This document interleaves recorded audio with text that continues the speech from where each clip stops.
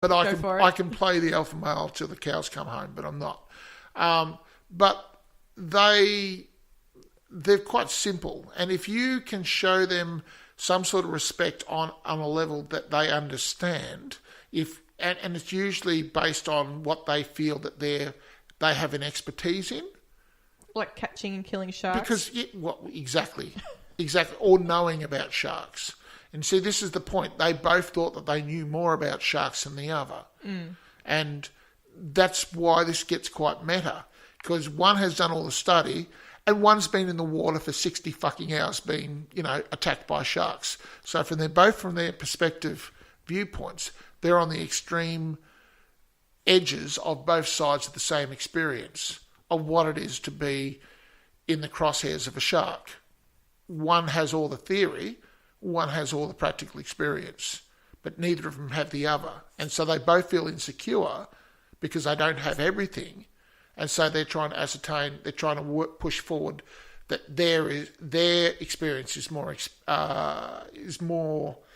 Am I losing you? No. That's what I'm saying. I could see the two extremes. Yes. But I love when it twisted and they came together. But even Martin Brody wasn't left out. He was almost a neutral one there. No, well, he was just an observer. No, but he wasn't even that. I mean, and he could have taken that step. Remember that point where they're showing each other scars of shark bites? Yes. And he was going to pull up of him getting shot because his wife had said, be careful, because obviously he'd been shot in the city somewhere and had come to the quiet life. And he almost went there, but he didn't. No, because he's secure. Yeah. Whereas these two men are not secure because they've been at loggerheads with one another. And so they both had their defences up. I found where he was too changed as well. Yep. So I liked the way the three of them worked. But can you see the dynamic there? And I did. And how simple men can be. It's not that we're stupid. No, I never said that. But it's just that we have particular triggers too, girls. Yes, we do. Yes, we do. So, yeah. I thought the girls appreciate... me explaining it in the most condescending way that I could come up with, Wow. I understand. That last bit was not required. Oh, sorry. I could not help myself. Oh, dear. I apologise profusely to everybody. Anyway, was there any other parts of the film you liked? Or all of it. This wasn't your first you haven't viewing. even asked me what I thought of the film. Yeah, I'm asking. Okay. But what parts did you like? What parts didn't you like? Was this your first viewing? No, it's not my first viewing. Can I tell you a little story? Down Paul's memory lane, yeah? Paul's memory ghetto. It was a dark night in 1975. Paul climbs over the back fence of the Cobram Cinema Centre and sneaks in at the age of 7 into an R-rated movie. Whoa. Yes. Your parents were awesome. My parents were non-existent. They didn't know what I was doing. Anyway, so I was like the ultimate naughty little kid when I was a kid. I just did whatever. Anyway. So, yeah, we were encouraged to be independent. Anyway, so you're in the cinema watching Jaws at 7. So, yeah, we crept in there, and I can't remember if my brother was there. I think he might have been, actually, but, and he was a bit older. He was like 9. So, I was with, parental, help there. You were supervised. Yes, and so we crept over the back and we slept in. We slunk in there, and it was good because the Cobram, I think that the guy who ran it was pretty well a drunkard sort of thing, and he sat there at the projection, and he didn't police it, and it was Jaws, and it was from memory, it was a rated R movie sort of thing, and in those days, and I sat there and I watched this thing, and I was traumatised to a deep level, to the point where, to this day, I have very few fears in my life, Pip. I have very few fears. Well, one less, hopefully, but yes. Carnivores. You're frightened of carnivores? Don't want to be eaten, specifically. In Australia, there's not a lot of carnivores or large carnivores. Put it this way. But other than in Africa, our water, Australia pretty well is at the top. I mean... Oh, no, because we don't have any large carnivores on land. It's just in water. Yeah, it's always water. Yeah. We don't have anything that can hurt us on land. But unfortunately, we need except for water, snakes so and spiders, we but- go there, and then the crocs grab us, and we stick our toe in the water, now, and listeners, the jellyfish bite us. And stop it. Listeners, we are down Come to south Australia. We're not up north. There's no crocodiles where we are. no, that's right. We've only got common brown snakes. We've just got snakes which and are spiders. the most poisonous snake on the planet. No, it's not. It is. It's got more venom than any other snake in the world. There's snakes. There's water snakes that have more venom. No, their venom is more toxic. You see, there's a whole... yes. Anyway, Sorry, we're not going to go through this. No. Okay, sorry. Anyway. Yeah, so traumatised. Absolutely Supposedly traumatised. a whole generation was traumatised. Peter Benchley, who wrote the book Jaws, that the movie's based on, Yep.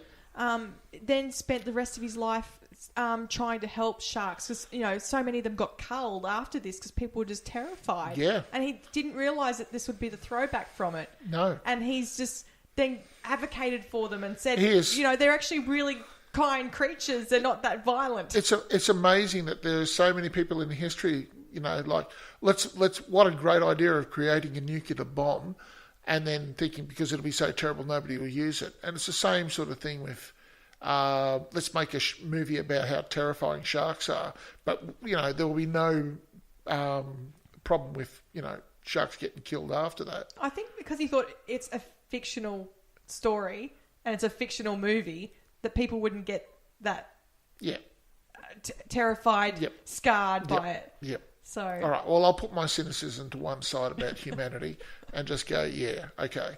But yeah, no, you're right. It did supposedly affect a whole generation there.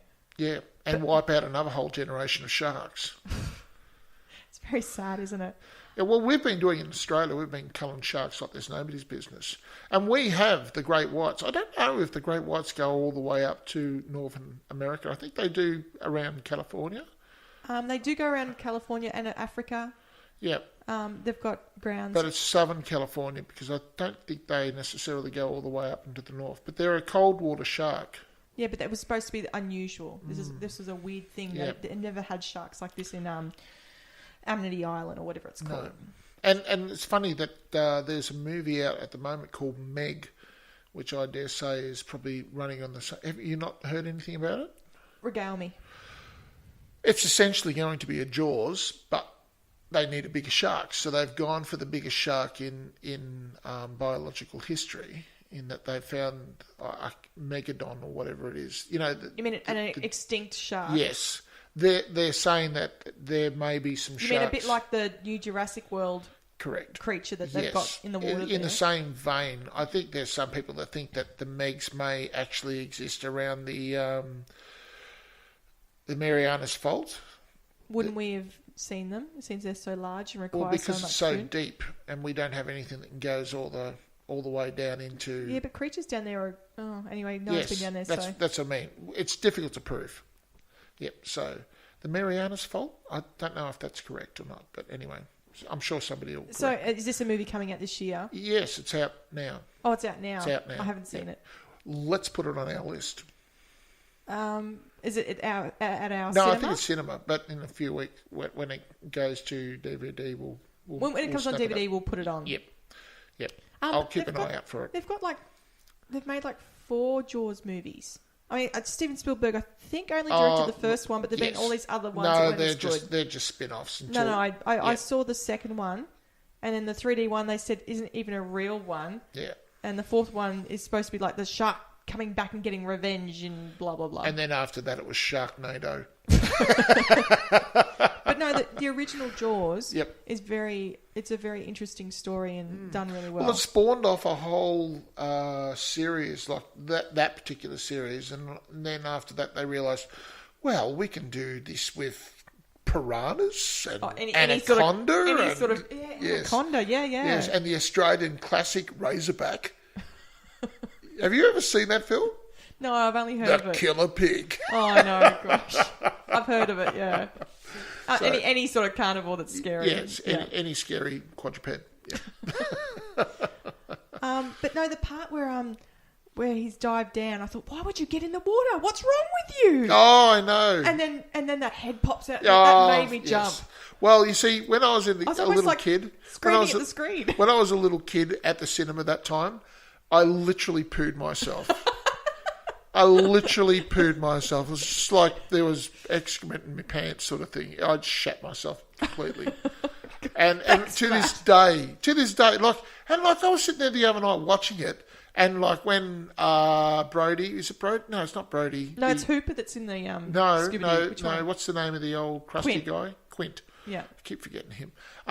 When the shark bit down on his torso and it applied pressure, I was there. I was there. I was like, I mean, obviously CGI and the way they film now has gotten better. And much better. It only ever will improve. But there was a certain immediacy about having a mechanical shark biting down on a man. Oh, look, it was shot well, and it hasn't aged or anything. It's still an enjoyable film. Yep. The shark looked a little fake as it went through the water. I mean, but in the day, it was amazing. But even now, it's okay. I mean, Yes. people will go, well, Yes. it's not a CGI shark, and it could look better. But you know what? It's all right. And when he was under the water in that cage, that was genuinely terrifying.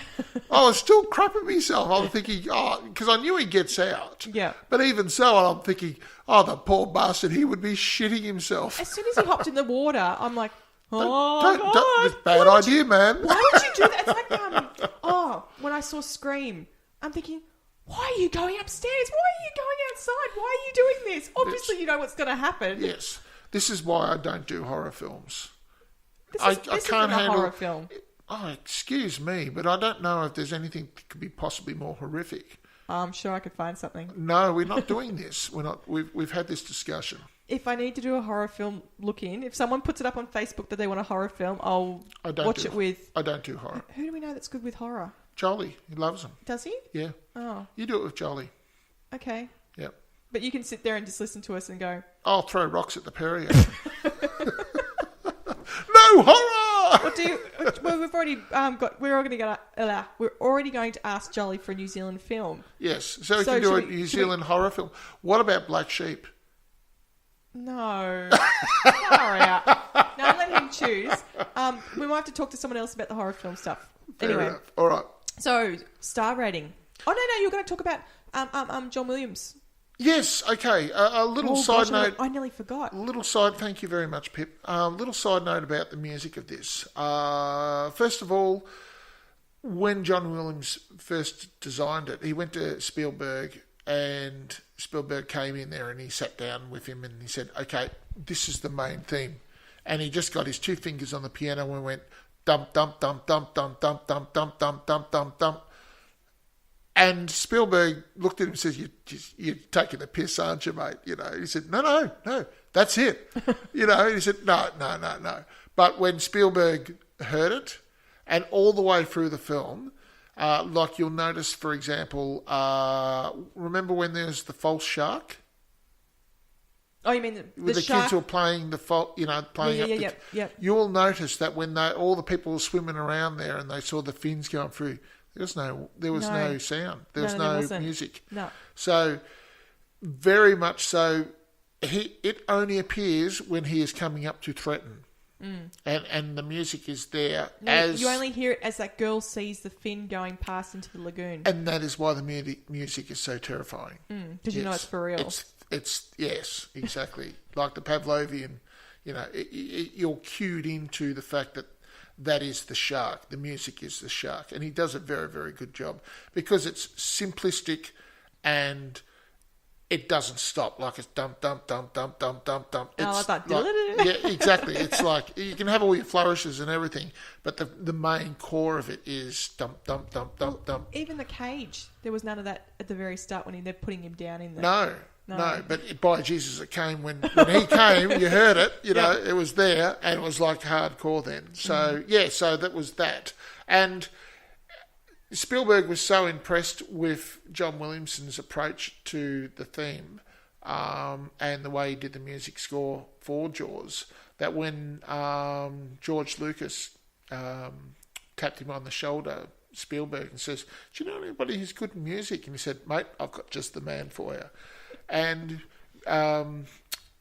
history was made with Star Wars. Well, he's a very talented man. Very talented man. He's done so many great scores. Yeah. Look, other than Arvo Pärt, I would say he's probably the most